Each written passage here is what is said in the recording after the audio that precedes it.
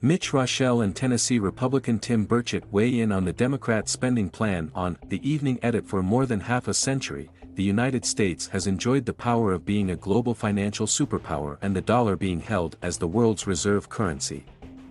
But reckless government spending and gross mismanagement of federal debt threatens the eminent financial standing of our republic.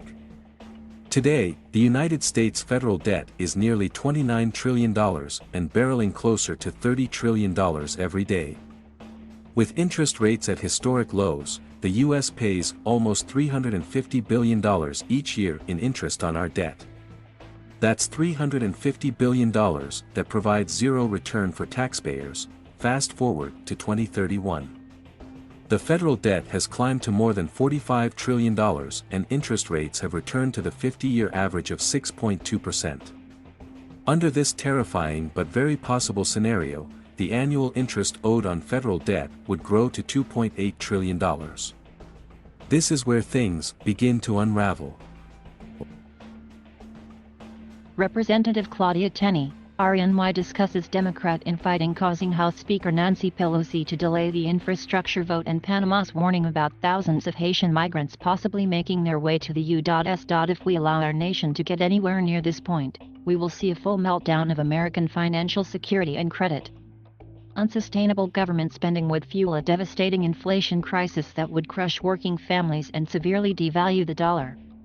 America would soon be unable to pay its bills. Critical government programs would face brutal cuts or be entirely eliminated, and the U.S. would be forced to default on its debt. This is what would happen if Democrats got their way by passing a reckless $5.5 trillion tax and spending spree. According to projections in their own bill, U.S. debt would explode to more than $45 trillion over the next 10 years, a nearly unimaginable level of debt that will have catastrophic consequences for the American economy and our families. The American people are smart. They will never vote for politicians that will raise their taxes enough to bail out Congress from its decades of reckless spending and dysfunction, and they shouldn't. So, it must be said, under total Democrat control in Washington, Americans at and nearing retirement beware. The Democrats' insane debt growth will have disastrous effects on one's safe investments, like long-term treasuries. That's the consequence of Democrat control. Representative Nicole Malliotakis, RNY, argues House Speaker Nancy Pelosi failed to bring the bipartisan infrastructure bill to the House floor. While this crisis was not created overnight, Democrats' belief in modern monetary theory has fueled it like never before. Those who subscribe to MMT believe that large governments, like the United States, have no need to adhere to the limitations of borrowing or debt. They think we can simply print more currency to meet the demands of spending. Under MMT, spending has no consequences, inflation isn't real, and debt doesn't matter. It's as insane as it sounds and has no place in American economics or any sane person's brain. Following the command of their de facto party leader, self-proclaimed Democratic Socialist Senator Bernie Sanders, Democrats have been shameless in their full embrace of his flawed, absurd economic ideology. The cost of this ideology and their spending policies is the death of America credit. This is what will happen if the agenda of systemic socialism being pushed by Bernie Sanders and embraced by President Biden goes into effect. Thankfully, this doesn't have to be our future.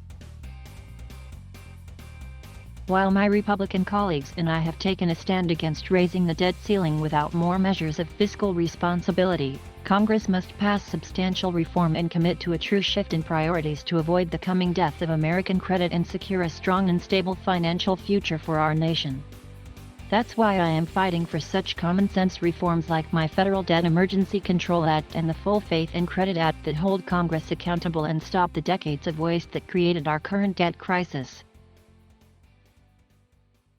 Former CBO Director and American Action Forum President Douglas Holtz-Eakin argues the draft of the massive reconciliation bill is miserable and may not pass immediately. These are the types of reforms our country needs to reverse course, rebuild its accountability to the American people, and secure a stronger and more certain tomorrow for our children and grandchildren.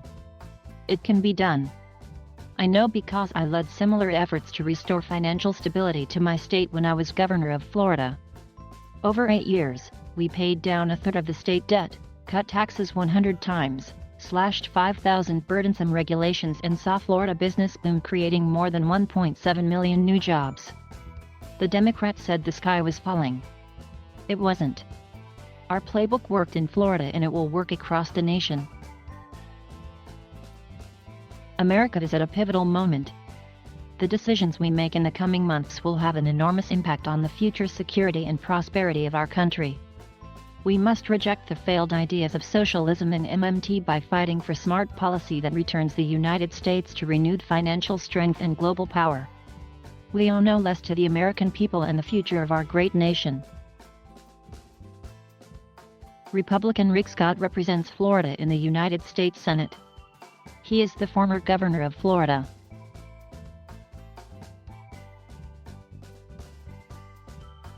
Thank you for watching. Please subscribe